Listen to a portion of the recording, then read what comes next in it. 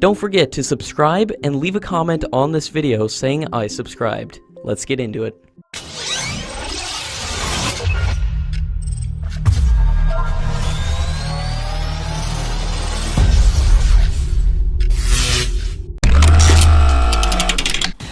According to French media, the former French President François Hollande has stated that the French government had no role in the selection of Reliance Defence as an offset partner, and the Indian government had proposed Reliance Defence as a partner, and Dassault Aviation negotiated with Reliance Defence as it didn't had a choice.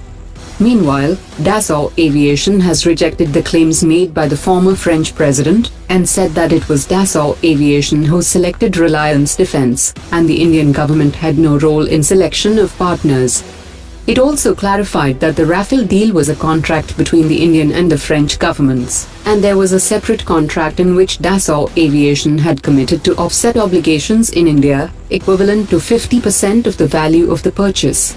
The French aircraft manufacturer has also said that contracts were signed with many other Indian companies, which includes Mahindra Group, Bharat Dynamics Limited, Dassault Solutions, Maini Group, Samtel Group, and negotiations are ongoing with 100 other potential partners.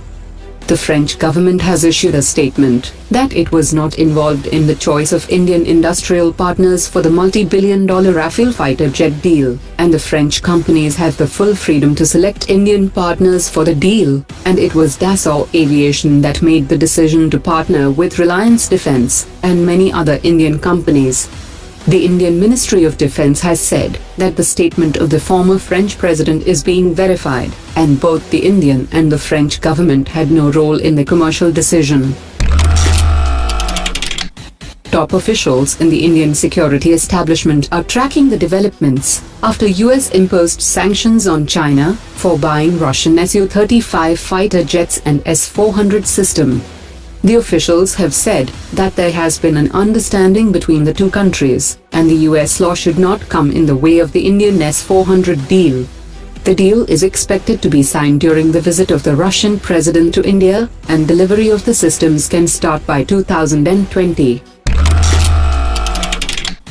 India is set for a quantum jump in the way it undertakes its unmanned operations, by upgrading from existing ground control stations to satellite control of unmanned aerial vehicles, which will boost its range and flexibility. This significant capability boost will come with the launch of GSAT-7A, which is an advanced military communications satellite, and is specially geared for remotely piloted aircraft operations. India is in advanced negotiations with the US government to acquire Predator drones for its military. According to sources, Pakistan is looking for a Maritime Patrol Aircraft for its Navy, and it is ready to acquire them from any source including the US. An expert has said, given Pakistan's financial limitations and its current relationship with the US, Boeing's P-8 Type Poseidon cannot be pursued. In terms of options available, the only jet-powered maritime patrol aircraft it could pursue is the Swordfish aircraft, offered by the Swedish company Saab. Garden Reach Shipbuilders is in the process of raising 340 crore rupees through the initial public offering. The chairman and managing director of Garden Reach Shipbuilders has said that it will deliver 10 ships in the next 18 months to the Indian Navy and the Indian Coast Guard, and the first of the 3 Project 17 Alpha frigates will be delivered to the Indian Navy in the middle of 2023. Garden Reach Shipbuilders is also targeting to diversify into exports, and is set to get an order for a passenger ship from a South American country.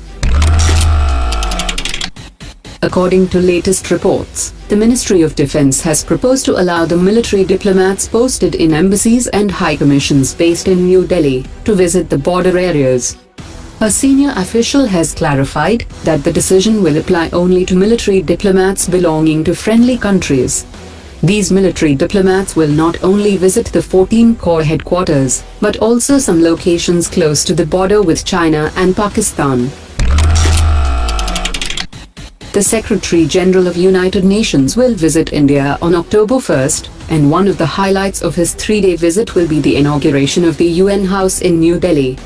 During his India visit, he will also be meeting Prime Minister Modi and attend the joint inaugural ceremony of the First Assembly of International Solar Alliance.